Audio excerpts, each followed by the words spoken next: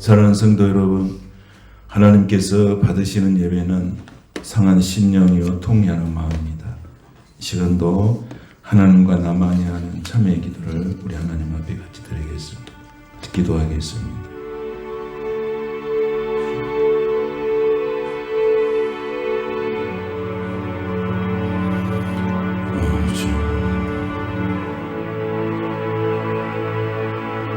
걸어가시는 하나님 신실하시는 주님 감사합니다.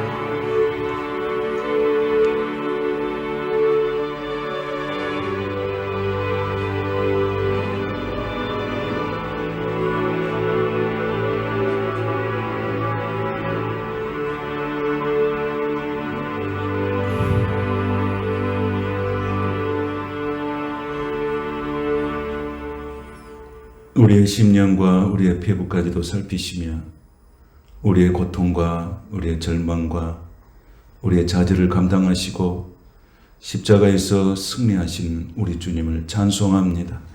오늘도 우리 속에 있는 연약함이 오히려 강함이 되게 하시고 내 안에 가난함이 오히려 부요함이 되는 풍성한 은혜의 시간이 되게 하여 주시옵소서.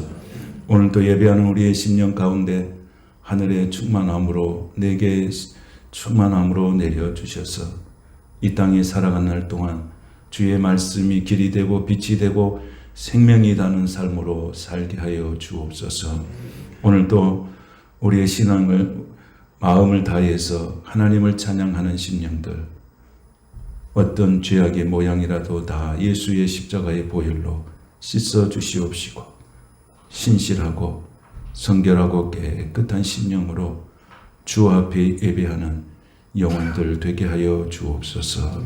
이 시간 마음을 다하고 성품을 다하고 힘을 다해서 사도신경으로 나의 신앙을 고백하오니 나는 전능하신 아버지 하나님 천지의 창조주를 믿습니다. 나는 그의 유일하신 아들 우리 주 예수 그리스도를 믿습니다. 그는 성령으로 잉태되어 동정녀 마리아에게서 나시고 본디오 빌라도에게 고난을 받아 십자가에 못 박혀 죽으시고 장사된 지 사흘 만에 죽은 자 가운데서 다시 살아나셨으며 하늘에 오르시어 전능하신 아버지 하나님 우편에 앉아 계시다가 거기로부터 살아있는 자와 죽은 자를 심판하러 오십니다. 나는 성령을 믿으며 거룩한 공교회와 성도의 교제와 죄를 용서받는 것과 몸의 부활과 영생을 믿습니다. 아멘. 주님 말씀하시옵소서. 거룩하신 하나님을 찬송하옵소서.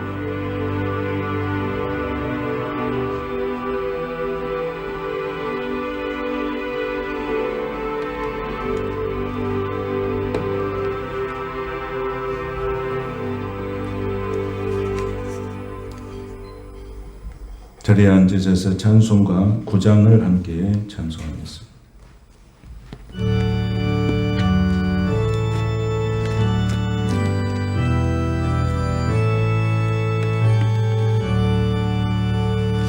하늘에 가득 찬 영광의 하나님 온 땅에 충만한 존귀하신 하나님 생명과 빛으로 지혜와 권능으로 언제나 우리를 지키시는 하나님 성부와 성자와 성령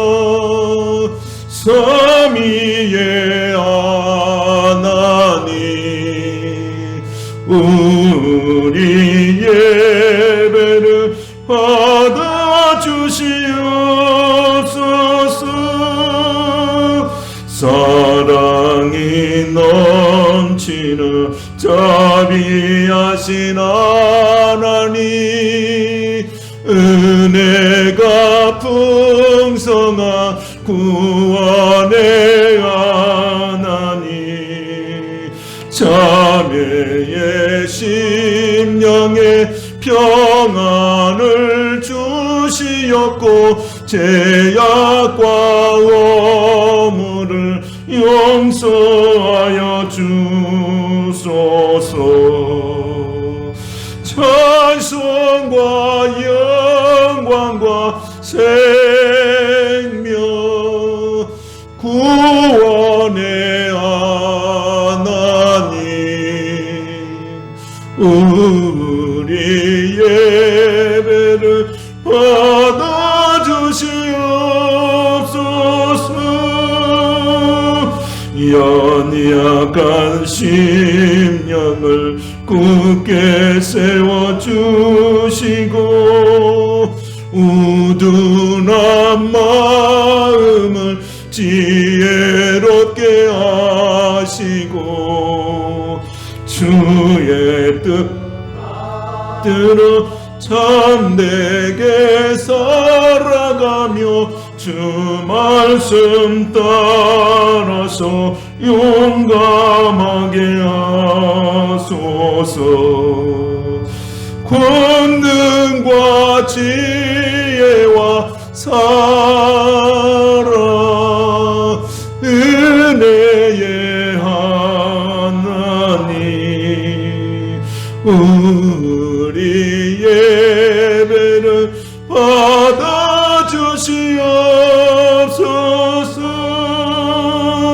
주 앞에 나올 때 우리만 기쁘고 그 말씀 힘되어 새 희망이 솟는다.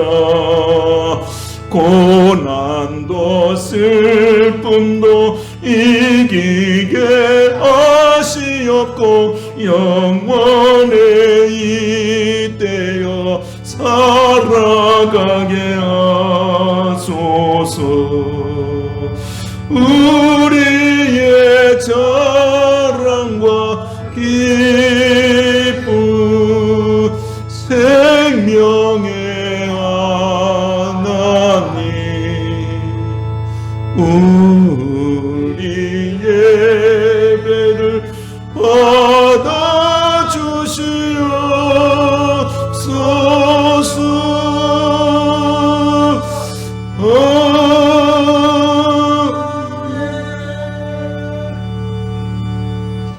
조병석 장로님 기도 인도하겠습니다.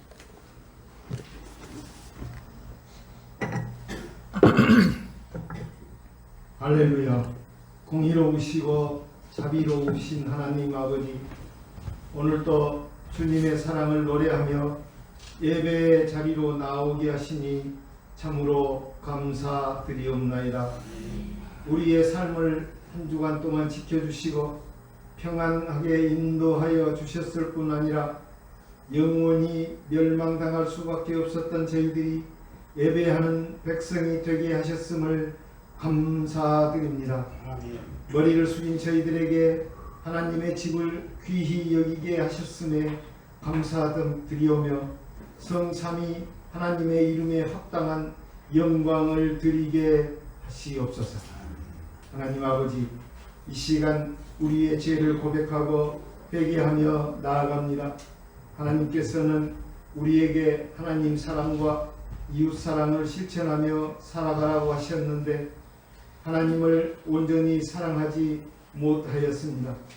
그리하여 나의 이기심과 욕심으로 살아가 이웃 사랑도 실천하지 못했던 우리의 모습을 돌아보게 됩니다. 우리의 구원의 주 예수 그리스도의 보혈의 공로를 의지하며 나아가오니 주님의 사랑과 자비를 경험케 하시고 죄에서 자유를 얻고 구원의 기쁨을 누리게 하여 주시옵소서. 날마다 예수 그리스도의 희생으로 말미암아 우리가 영원한 생명을 얻었음을 기억하며 그 사랑을 따라 복음 전하는 삶을 살아갈 수 있도록 힘을 더하여 주시옵소서. 이 민족의 아픔을 기억하는 6월에 여호와는 우리의 주가 되심을 고백하며 예배합니다. 곧 현충일을 맞이합니다. 하나님께서 구별해 주신 아침에 하나님께 영광을 드리면서 나라를 구하려고 자기 목숨을 초계처럼 버린 이들을 생각합니다. 그 피 흘림의 역사를 통해서 민족을 보호하셨던 하나님의 은혜를 기억하게 하시옵소서. 종국을 위하여 자신의 목숨을 바친 이들을 따르게 하시옵소서. 나라를 사랑하고 민족을 위해서 기도하는 백성들이 다 되게 하시옵소서. 잠빛 베델교회 부흥을 소원하여 간구합니다. 사랑하는 권속에게 우리 교회가 부흥되어야 한다는 거룩한 사명에 도전하게 하셨음을 즐거워합니다. 이에 세상을 향해서 주님의 복음을 전하고 우리 교회의 새로운 지체가 되도록 인도하는 것에 집중하게 하시옵소서. 온 교우들이 이 일을 기뻐하여 교회의 부흥을 이루게 하시옵소서. 말씀을 준비하신 목사님께 성령의 능력으로 충만하게 하시옵소서. 말씀에 기름을 부어주시고 저희들은 말씀을 받게 하시옵소서. 오늘의 말씀이 저희들의 심령을 새롭게 하는 결단이 되게 하시옵소서.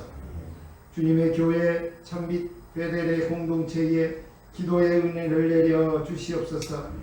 저희들이 기도하기를 즐거워하게 하시고 오순절 성령 강림의 현장이 되게 하시옵소서. 성령님께서 저희들의 생각과 말과 행동을 지도하셔서 하나님의 이름이 더럽혀지지 않는 삶을 살게 하시옵소서. 성도들 중에 병들고 원치 않는 질고로 말미암아 영육간에 허약해진 지체를 찾아가셔서 강하게 붙들어 주시옵소서. 연약해진 마음에 오셔서 기쁨을 주시고 힘이 되어 주시옵소서. 주님의 은혜로 말미암아 근심이 없게도 하시옵소서. 여호와 앞에서 근심이 될 만한 유혹에 넘어가지 않게 하시옵소서. 아버지, 치료에 손을 펴시사 여호와라파 하나님께서 피 묻은 손으로 안수하심으로 원치 않는 질고가 있는 이들, 아픔이 있는 곳을 안수하여 주시옵소서. 오늘 예배하는 참빛 베델의 권속들에게 다시 한번 자신의 뜻을 버리고 하나님께로 나아가겠다고 결단하게 하시옵소서. 겸손히 하나님의 뜻을 따르기를 소원하게 하시옵소서. 이로써 하나님의 뜻만이 선하다는 것을 고백하는 저희들이 되기를 바라고 원하옵나이다. 하나님의 뜻을 이루어드리는 저희들의 삶이 되게 인도하여 주시옵소서. 모든 말씀을 예수님의 이름으로 기도드리옵나이다. 아멘. 아멘.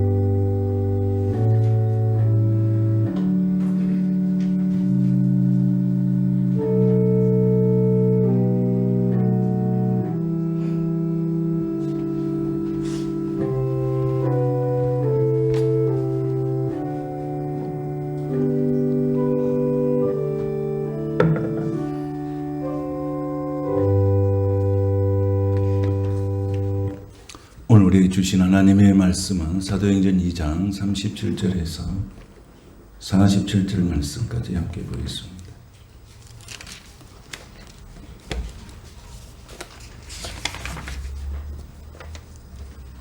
사도행전 2장 37절에서 47절 말씀 함께 보겠습니다. 말씀을 한 목소리로 같이 봉독합니다. 같이 봉독하겠습니다. 그들의 말을 듣고 마음에 찔려 베드로와 다른 사도들에게 물어 이르되 형제들아 우리가 어찌할꼬 하거늘 베드로가 이르되 너희가 회개하여 각각 예수 그리스도 이름으로 세례를 받고 죄 사함을 받으라. 그리하면 성령의 선물을 받으리니 이 약속은 너희와 너희 자녀와 모든 먼데 곧 우리 주 하나님이 얼마든지 부르시는 자들에게 하신 것이라 하고 또 여러 말로 확증하며 고나하여 이르되 너희가 이 패역한 세대에서 구원을 받으라니 이 말을 받은 사람들은 세례를 받음에 이날에 신도 예수가 3천이나 더하더라. 그들이 사도의 가르침을 받아 서로 교제하고 떡을 떼며 오로지 기도하기를 힘쓰니라. 사람마다 두려워하는데 사람들로 말미암아 기사와 표적이 많이 나타나니 믿는 사람이 다 함께 있어 모든 물건을 서로 통용하고 또 재산과 소유를 팔아 각 사람의 필요를 따라 나눠주며 날마다 마음을 같이하여 성전에 모이기를 힘쓰고 집에서 떡을 떼며 기쁨과 순전한 마음으로 음식을 먹고 하나님을 찬미하며 또 온 백성에게 칭송을 받으니 주께서 구원받는 사람을 날마다 더하게 하시니라. 아멘. 말씀 제목은 성령으로 충만한 교회로 돌아가자, 이런 말씀으로 같이 은혜를 나누겠습니다. 오늘 말씀을 증거할 때 성령께서 우리 모든 성도들에게도 성령의 충만한 은혜를 부어주시기를 바랍니다. 지난 시간 우리가 성령의 충만을 받으려면 어떻게 해야 되는가? 7가지를 이야기했습니다. 7가지. 자, 집에서 공부를 하라고 제가 했는데, 자, 공부 다 해 오셨죠? 예, 벌써 대답하신 분이 있어서 소망이 있습니다. 우리가 성령 충만을 받으면 어떻게 해야 되는가? 이건 이제 사도행전의 말씀을 통해서 하는 거예요. 첫째는 언제 어떨 때 성령이 충만하게 임하느냐? 기도할 때 임한다 그랬습니다. 어떨 때 임한다고요? 기도할 때. 사도행전 1장 4절에 보면 사도와 함께 모이사 그들에게 분부하여 이르시되 예루살렘을 떠나지 말고 내게서 들은 바 아버지께서 약속하신 것을 기다리라 그랬습니다. 기다릴 때 온다. 조급해하지 말고 또 포기하지 말고 끝까지 인내할 때 하나님의 은혜가 임한다고 하는 것을 말씀했습니다. 두 번째는 기도할 때 임한다 그랬어요. 기도할 때. 어떨 때 임한다고요? 기도할 때. 첫 번째는 기다릴 때. 사도행전 1장 14절에 여자들과 예수의 어머니 마리아와 예수의 아우들과 더불어 마음을 같이하여 오로지 기도에 힘쓰니라 그랬어요. 오로지 기도에 힘쓰니라. 기도할 때 성령이 임했다는 거예요. 세 번째는 모일 때 임했습니다. 모일 때 임했어요. 사도행전 2장 1절에 보면 오순절 날이 이미 이름에 그들이 다 같이 한 곳에 모였다 그랬어요. 모여야 되는 거예요. 개인 기도도 중요하지만 합심해서 같이 교회라는 공동체 속에서 함께 예배하고 기도하는 게 중요하다. 네 번째는 회개할 때 성령이 임했습니다. 사도행전 2장 오늘 본문에 38절에 나와 있죠. 베드로가 이르되 너희가 회개하여 각각 예수 그리스도 이름으로 세례를 받고 제사함을 받으라. 그리하면 성령의 선물을 받으리니 그랬습니다. 회개할 때. 다섯 번째는 순종하는 사람이 될 때 성령의 충만함을 입게 된다 그랬습니다. 사도행전 5장 32절에 우리는 이 일의 증인이요 하나님이 자기에게 순종하는 사람들에게 주신 성령도 그러하니라 하더라 그랬습니다. 순종하는 사람이 될 때에 성령을 받게 된다.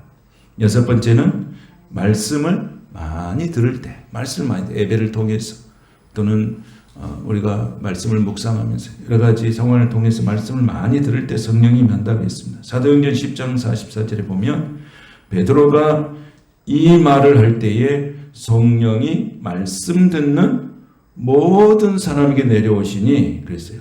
말씀을 듣는 모든 사람에게 성령이 임했다. 오늘 우리가 말씀을 들을 때 여기에 모인 모든 사람에게 성령이 임한 줄을 믿습니다. 말씀을 들을 때 성령이 임했어요.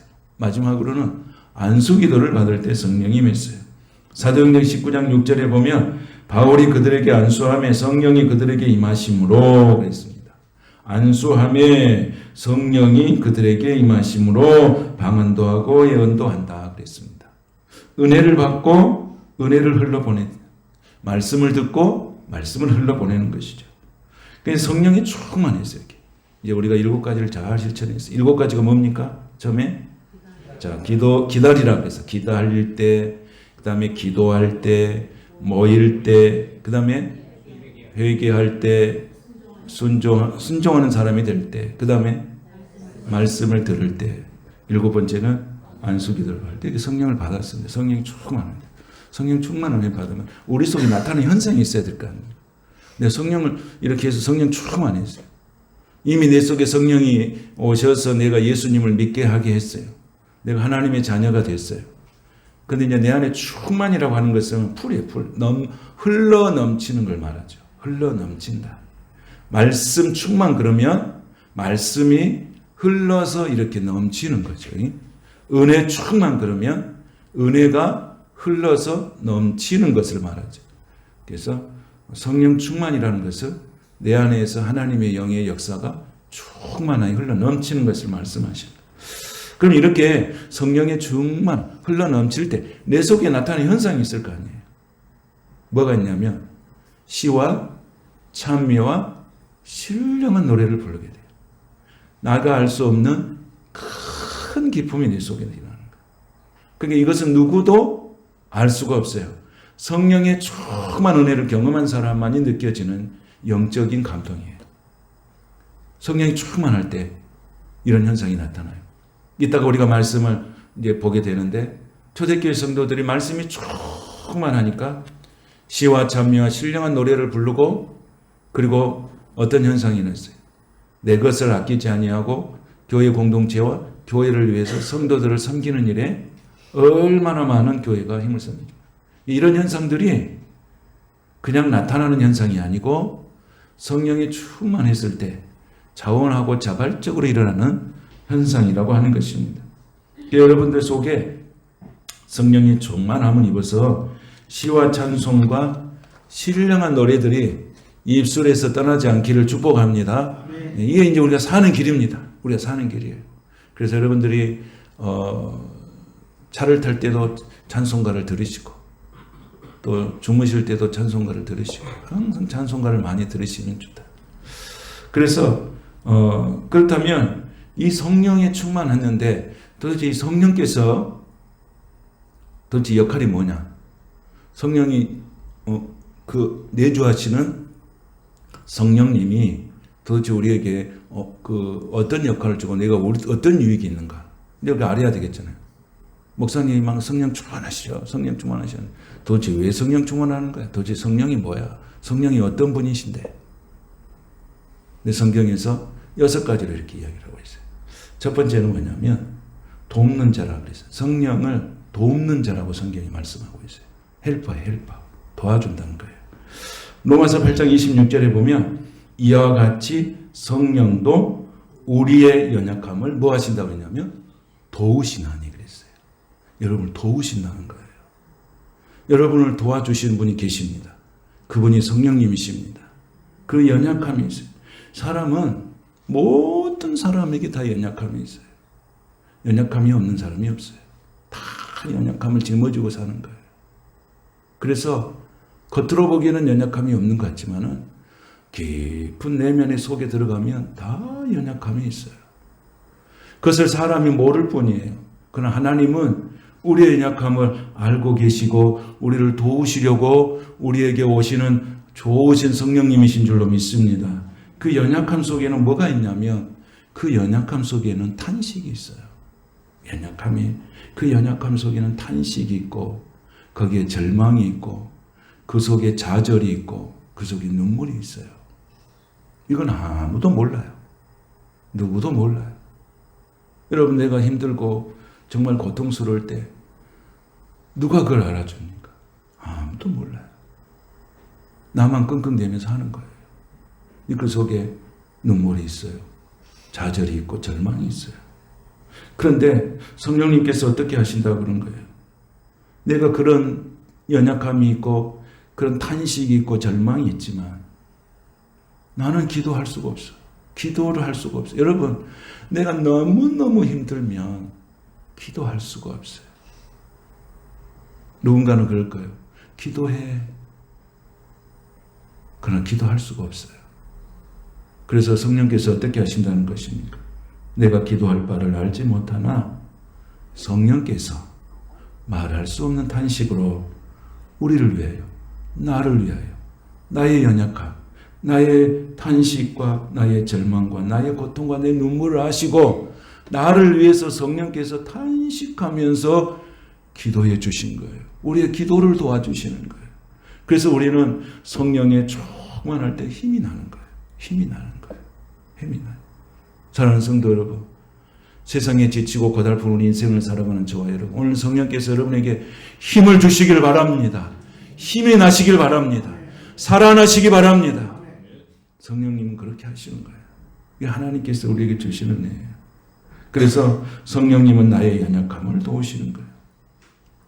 우리는 경제적으로도 연약함이 있고 또 영적으로도 연약함이 있어요. 경제적으로도 여러 가지 가난함과 또 이런 여러 가지 물질의 문제 때문에 연약함이 있잖아요. 영적으로도 내가 진정으로 힘들고 어려운 부분이 있잖아요. 기도하려고 하는데 기도할 수가 없어요. 예배하려고 하는데 예배할 수가 없어요. 그런데 성령께서 오늘 특별히 도와주신 것은 뭐예요? 내가 영이 살아야 육이 사는 거예요, 여러분. 내가 육이 살아서 영이 사는 게 아니고 내 영혼이 잘 되고 범사가 잘 되고 강건할 때, 영혼이 잘 되어질 때 내 육신도 살아있는 거예요, 여러분. 내 영혼이 살아있을 때 내가 하는 모든 일이 잘 되는 거예요. 그런데 여러분, 내가 하는 일이 모든 것이 잘 된다고 해서 영이 좋아진 건 아니에요. 영이 잘 되어야 모든 게 잘 돼요. 모든 게 잘 돼요. 그러니까 여러분들이 이거 우선순위가 있어야 돼요. 그래서 너희는 먼저 그의 나라와 그의 의를 구하라. 그렇게 했잖아요. 영적인 거잖아요. 그리하면 이 모든 것을 너희에게 더하시리라. 할렐루야. 그러니까 우리는 될 수밖에 없어요. 왜? 성령님을 아시고 성령님 도와주시고 그분께 우리 인생을 의지하고 부탁하기 때문에 될 수밖에 없습니다. 한번 따라해 보겠습니다. 나는 될 수밖에 없다. 꼭 된다. 나는 되어질 사람이다. 아멘. 누구 때문에 되는 것입니까? 성령님이 도와주시니까. 여러분, 내 힘으로 내 능력으로 살아왔잖아요. 우리 살아왔잖아요. 그게 잘 됐습니까? 결국은 성령님이 도와주셔야 돼요. 성령님이 도와주실 때 우리는 내가 노력하고 내 힘으로 하는 것보다 더 풍성한 것을 주시는 좋으신 하나님이신 줄로 믿습니다. 그래서 우리가 예배하는 이 시간이 중요한 거예요. 정말 중요해요. 근데 오늘 여기 성경에 보니까 도우시나니라고 하는 것이 현재형으로 사용되어 있어요. 현재형. 그러니까 무슨 말입니까? 이게 과거에 도와주셨다고 하는 것이 아니고 미래의 어느 날 어떤 문제가 부딪혔을 때 도와주신다는 것이 아니라 지금 도와주신다는 거예요. 지금이요. 어제도 아니고 내일도 아니고 오늘 이 시간 성령께서 우리를 도와주신다고 약속하시는 거예요. 성령님 뭘 도와주신다고요? 우리의 연약함을 도와주신다는 거예요. 내 눈물을 닦아주고 네 아픔을 닦아주고 네 절망과 좌절을 씻어주시고 소망의 하나님께서 너와 함께 하신다고 약속하십니다. 할렐루야. 오늘 이 믿음이 여러분에게 충만하게 임하게 되시기를 축복합니다. 그래서 저도 이렇게 항상 하나님 앞에 감사하고 감사한 한 가지 사실이 있어요. 그게 뭐냐면 제 능력이 없다는 거예요. 내 안에는 연약함이 많다는 거예요. 여러분, 내 안에 연약함이 없다면 사람이 얼마나 교만하겠습니까? 그리고 사람을 얼마나 무시하겠습니까? 나의 연약함이 있음으로는 감사한 거예요. 하나님 앞에 겸손해지잖아요. 그리고 나의 연약함이 있으니까 내가 하나님을 찾잖아요. 하나님을. 나한테 연약함이 없는데 내가 하나님을 찾아요. 그런 사람 없어요. 다 연약함이 있어야 하나님 찾아요. 연약함이 있어야 기도의 자리에 들어가요. 그래서 나는 감사해요. 내게 연약함이 있으면 감사해요. 왜? 그 연약함을 붙들고 하나님 앞에 나가서 기도하며 그 연약함으로 인하시는 하나님, 연약한 나를 통해서 일하시는 하나님을 경험할 수 있었고 그 연약함을 통해서 일하신 하나님이 내게 부유함을 주시기 때문에 나는 너무너무 감사해요. 감사해요. 여러분, 내가 실패한 것은 죄가 아니에요. 잘못된 것이 아니에요. 하나님께 그것을 통해서 쓰시기 위함인 줄로 믿으시기 바랍니다. 나의 연약함을 하나님이 쓰시는 도구인 줄로 믿습니다. 그러니까 여러분, 우리 인생은 절망할 것이 없어요. 예수님을 믿으면 절망할 것이 없어요. 왜? 그 길이요, 진리요, 생명이신 예수님께서 항상 나와 함께 하시기 때문에. 항상 나와 함께. 여러분, 진정한 내가 힘들 때 정말 필요한 사람 누구입니까? 그냥 같이 옆에 있어주면 돼요. 옆에 있어주면. 아무 말도 않고 같이 있어주기만 해도 힘이 돼요. 여러분. 그런데 여러분, 내가 힘이 있고 강할 때는 사람들이 많이 옆에 있어요. 근데 거기는 친구가 없어요. 여러분. 내가 힘이 있고 내가 잘 나갈 때는 사람들이 많이 모여요. 많이 다가와요. 근데 거기 친구가 없습니다. 진정한 친구는요, 내가 정말 연약했을 때 옆에 있어주는 친구가 진정한 친구예요. 그 예수님 우리에게 뭐라고 그랬어요? 나는 너의 친구라. 할렐루야. 우리 예수님은 언제 제일 가까이 오시느냐면 내가 가장 연약해 있을 때, 가장 힘들 때, 가장 눈물 날 때, 가장 절망하고 좌절하고 있을 때 우리 예수님은 제일 가까이 오시는 걸 느낄 수 있어요. 오늘 그 예수님을 찬양하시고 그 성령님을 의지하시고 믿음의 승리가 있게 되시길 원합니다. 하나님께 영광을 돌리시기를 축복합니다. 나의 나된 것을 하나님께 감사하시길 바랍니다.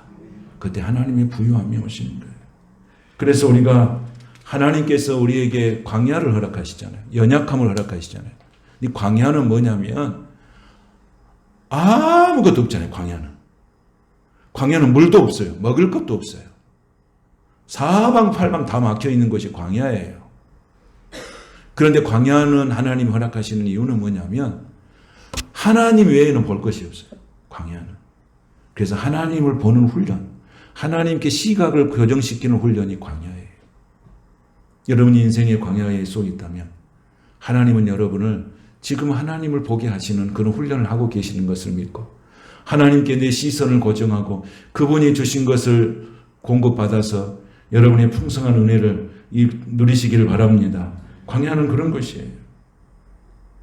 두 번째는 뭐냐면 성령의 충만함과 성령의 역할은 뭐냐면 가르쳐 주는 거예요. 가르쳐 주는 거예요. 내가 어리석어서 잘 모르잖아요. 가르쳐 주죠. 그래서 성경에 요한일서 2장 27절에 보면 이렇게 말해요. 너희는 주께 받은 바 기름 부음이 너희 안에 거하나니 아무도 너희를 가르칠 필요가 없고 오직 그의 기름 부음이 모든 것을 너희에게 가르치며 또 참되고 거짓이 없나니 너희를 가르치신 그대로 주 안에 거하라 그랬습니다. 우리는 배워야 돼요. 그럼 누구한테 배워야 되느냐? 사람한테 배우기는 한계가 있잖아요. 성령님, 지혜의 영이신 성령님에게 배우시네. 그럼 어떻게 배워야 되냐? 가르쳐 달라고 기도해야 돼요. 여러분, 기도는 뭐냐면요. 내가 힘들고 어려울 때 성령님께 나가서 내가 문제가 있어요. 내가 어떤 것을 해결하려고 그래요. 가르쳐 주세요. 성령님 가르쳐 주세요. 내가 아무리 생각해도 해답이 없어요. 성령님 가르쳐 주세요. 이게 기도예요, 여러분. 기도를 하라고 그러면 우리는 너무 거창하게 생각을 해요. 그렇지 않아요, 여러분. 연약하면 연약한 대로 그 모습 그대로 와서 성령님 가르쳐 주세요. 성령님 도와주세요. 성령님 내가 지금 힘듭니다. 성령님 내가 지금 공고합니다. 성령님 지금 내가 살맛이 안 납니다. 그 마음을 그대로 표현하는 거예요. 그래서 성령이 가르쳐 주신다는 거예요. 역사가 일어난다는 거예요. 심령에 토로하는 자가 하나님의 은혜 안에 들어오게 되는 줄 믿습니다. 그 하나님 앞에 부으라는 거예요. 막 부으시라는 거예요. 내 심령을 하나님 앞에 부으라고 하는 거예요. 여러분, 인생이 왜 어렵습니까? 미래가 보이지 않으니까 어려운 거 아닙니까? 근데 성령님은 우리에게 꿈을 주시는 좋으신 하나님이세요. 요엘서 2장 28절에 보면 이렇게 말했어요.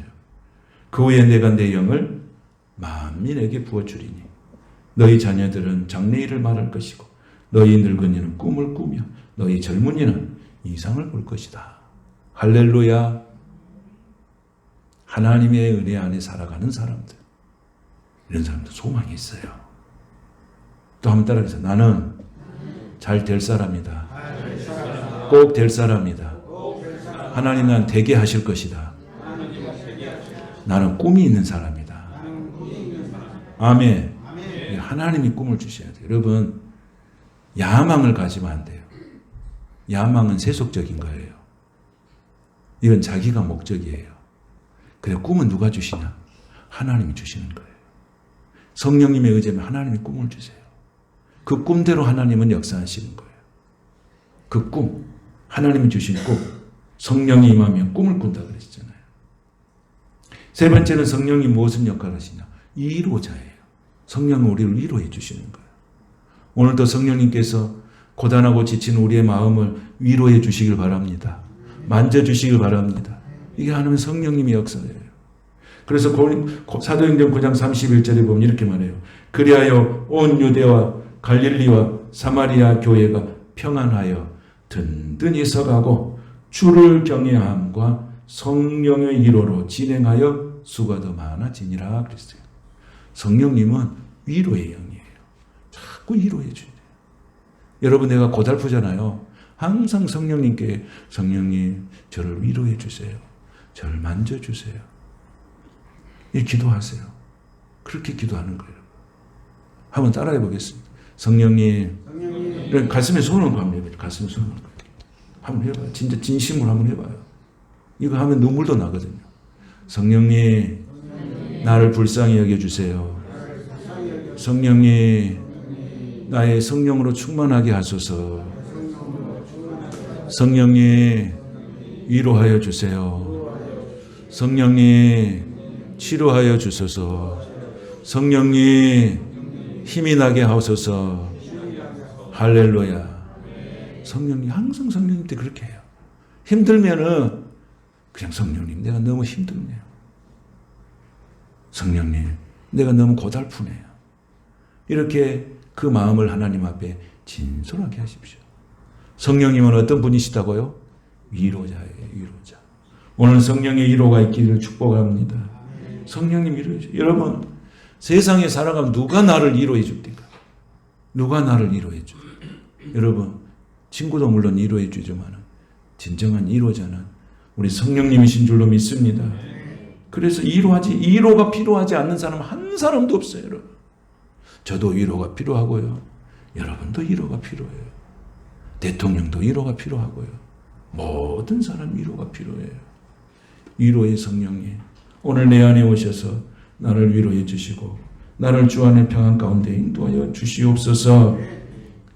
그래서 여러분, 과거에 잘못된 걸 후회하지 마세요. 그냥 과거는 지나간 거예요. 앞으로 닥쳐올 미래에 대해서 두려워하지 마세요. 언제가 중요하다고요? 지금이 중요해요. 여러분 지금 살아있잖아요. 지금 예배하고 있잖아요. 할렐루야. 지금 여러분의 성령께서 여러분이 함께 하사 힘을 주시고 행복한 은혜를 우리 주님께서 부어주시기를 바랍니다. 소망합니다. 그래서 성령님께서는 위로의 하나님. 네 번째는 변호하시는 성령, 변호자예요. 성령님이 우리를 변호해 주십니다.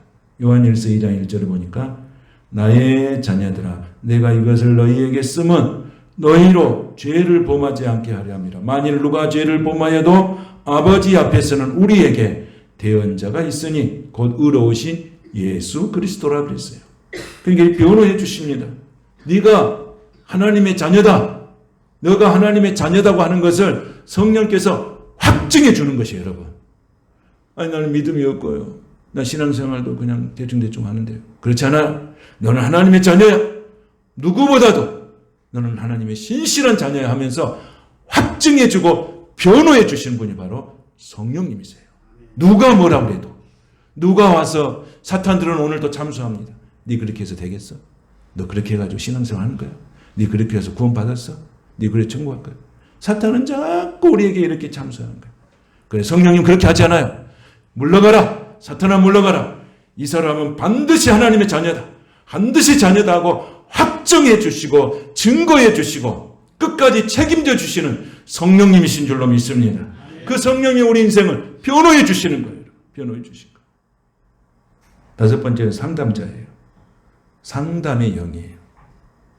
요한복음 16장 13절에 보면 그러나 진리의 성령이 오시며 그가 너희를 모든 진리 가운데 인도하시리니 그가 스스로 말하지 않고 오직 들은 것을 말하며 장래를 너희에게 알려주시리라 그랬어요.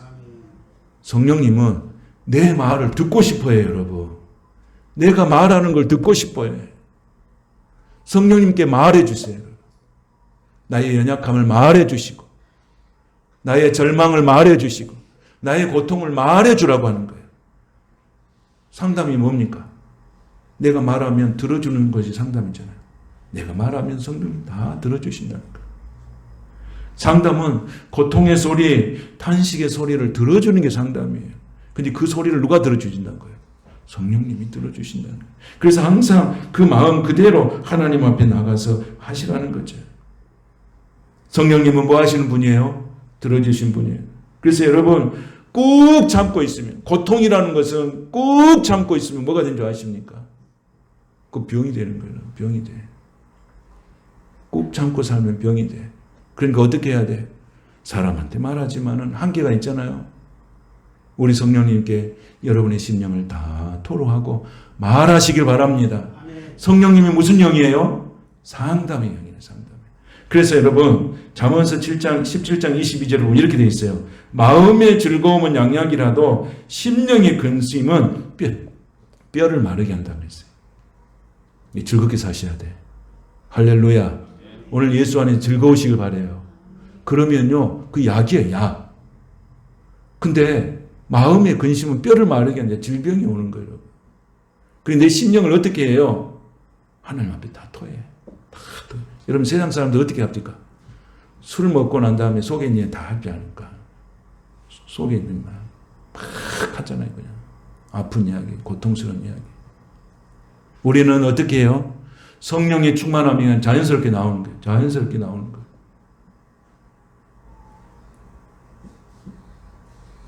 어디 갔더니 식당에서 그 목사님들 모여서 몇 분이 식사를 하는데 너무 즐겁게 하는 거예요. 너무 즐겁고 막 이 사람 말하면 깔깔깔 웃고 이 사람 말하면 깔깔 웃고.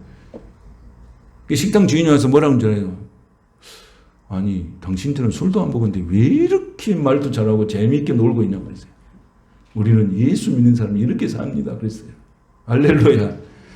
세상 사람들은 술 먹어야지 속에 있는 이야기도 하고 막 재미있게 깔깔깔 하는데 우리는 술 한 잔도 안 먹고 앉아가지고 밥만 먹고 앉아서 이야기하는데 얼마나 재밌게 이야기를 하고 듣는 사람이 얼마나 반응을 잘하고 그러니까 식당 주인이 와서 물어보더라니까요.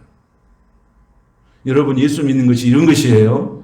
예수 믿는 건 이런 기쁨이 있어요. 세상 사람들이 알 수 없는 기쁨이 예수 안에 있는 줄로 믿습니다. 할렐루야. 그래서 예수를 찬양하고 성령 충만은 뭐예요? 시와 찬미와 신령한 노래가 내 속에서 흘러나오는 줄로 믿습니다. 그래서 우리는 하나님께서 이렇게 상담의 은혜를 주시는 거예요.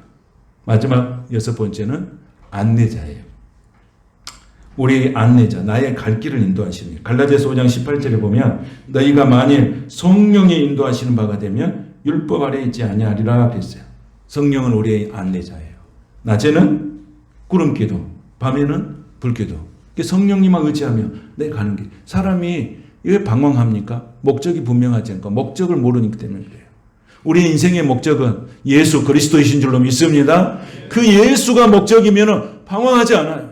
예수님이 나의 생명이 되시고 예수님이 나의 길이 되시고 예수님이 나의 진리가 되시니까 그 예수님이 내 인생의 구원자라면 우리는 방황할 필요가 없어요. 오늘 여러분 방황하는 성도 있습니까? 예수를 붙잡으시길 바랍니다. 성령을 의지하시길 바랍니다. 우리는 그 속에서 하나님이 길을 내주시는 거예요. 사랑하시기 때문에. 6가지 이야기했어요. 숙제예요. 다음 주에 숙제 6가지. 처음에 뭐죠? 성령님 어떤 역할 하시요? 성령님 어떤 역할 하시요? 네? 성령님은 처음에 어떤 역할 하시는 거예요? 네? 금방 잊어버렸어. 너무 은혜를 받아본 거 아니에요? 자, 성령님 첫째는 뭐예요?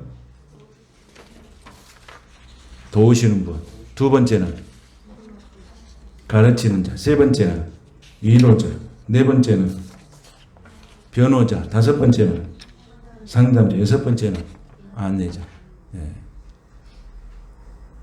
성령님이 이런 분이세요. 그렇다면 성령의 충만한 성도와 교회의 삶, 예, 결론을 이제 말씀드리겠어요. 오늘 본문에 나와 있어요. 그걸 어떻게 나타내요? 오늘 보니까 사도행전 2장 42절에 보면 뭐라고 나왔냐면 그들이 사도의 가르침을 받아 떡을 떼며 오로지 기도를 힘씁니다. 46절에 보니까 날마다 마음을 같이하여 성전에 모이기를 힘쓰고 집에서 떡을 뗐고 47절에 보니까 하나님을 찬미했다. 여러분 성령 충만하니까 뭐가 나와요? 하나님을 찬미했다. 할렐루야. 하나님을 찬미했다. 그래서 첫째 성령이 임하는 교회, 초대교회의 성도들이 성령이 충만한 임하니까 말씀의 은혜가 있는 거예요. 말씀이 막 들어오는 거예요. 말씀이 나의 심령에 박히기 시작하는 거예요. 말씀이 박힐 때 힘이 되는 거예요, 여러분. 오늘도 이 말씀을 들을 때 여러분의 심령에 목같이 말씀이 박히시기를 축복합니다. 말씀이 박힐 때 힘이 나는 거예요. 은혜가 되는 거예요. 그래서 37절에 보니까 이렇게 돼 있어요. 30절을 한번 볼까요? 시작! 그들이 이 말을 듣고 마음에 찔려 베드로와 다른 사도들에게 물어 이르되 형제들아 우리가 어찌할꼬? 말씀을 듣고 나니까 뭔 생각이 나요? 어찌할꼬? 그래 어찌할꼬? 말씀을 들으니까 어찌할꼬가 나와요. 어찌할꼬? 어떻게 해야 되겠습니까? 어떻게 살아야 되겠습니까? 이게 나오는 거예요. 그래서 말씀의 은혜를 입은 거예요. 그래서 여러분 우리가 어찌할꼬 이것은 나의 깊은 곳에 자리 잡은 죄의 실존과 만나는 거예요. 내 속에 깊은 곳에 있는 고통과 만나는 것이에요. 내 속 깊은 곳에 있는 좌절감과 만나는 거예요. 아, 잘못 살았구나. 이런 내 실존의 문제와 부딪히게 돼요. 그래서 어찌할꼬 하는 거예요. 여러분 어머니들이 뭔 일 있으면 어떡할까요? 어찌할꼬 하잖아요. 오늘 말씀을 듣는 우리 속에서 성령님께서 그 탄식이 나오게 되기를 축복합니다. 두 번째는 예배의 능력이 나타나요. 기도의 능력. 42절에 보니까 그들이 사도의 가르침을 받아 서로 교제하고 떡을 떼며 오로지 기도하기 힘씁니다.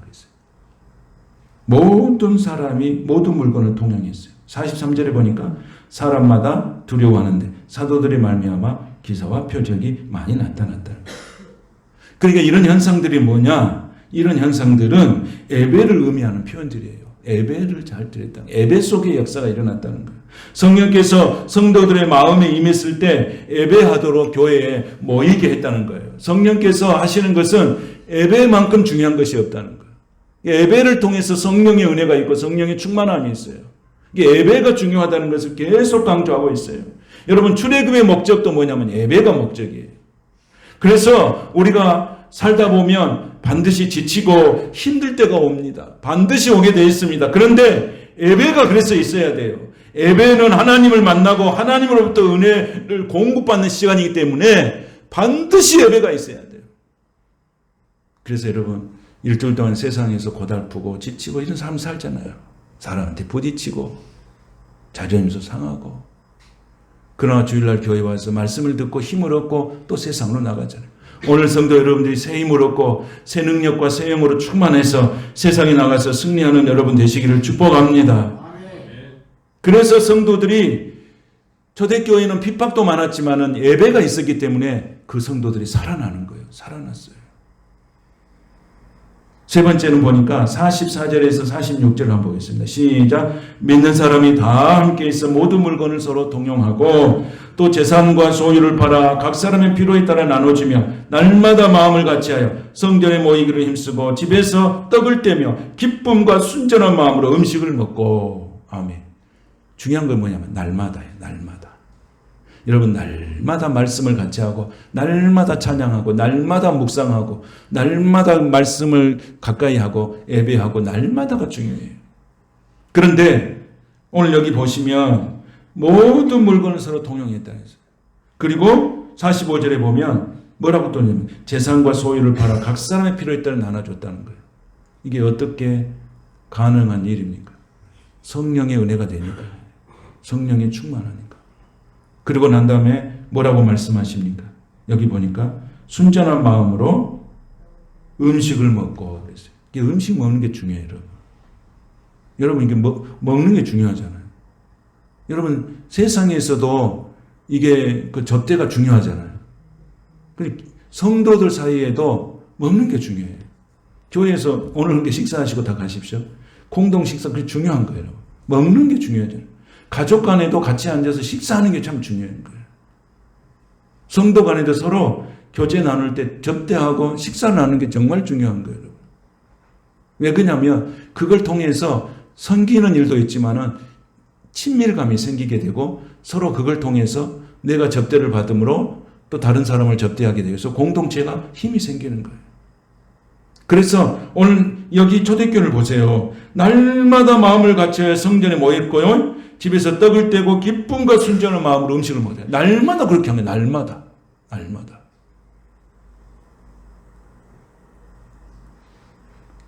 하나님께서 우리들에게 주시는 힘은 뭐라고 주는 거 아십니까? 사랑하고 섬기라고 준 줄로 믿습니다. 할렐루야. 우리 김건호 집사님 빵을 갖고 와서 우리 성도들 나눠주고 얼마나 좋았어요.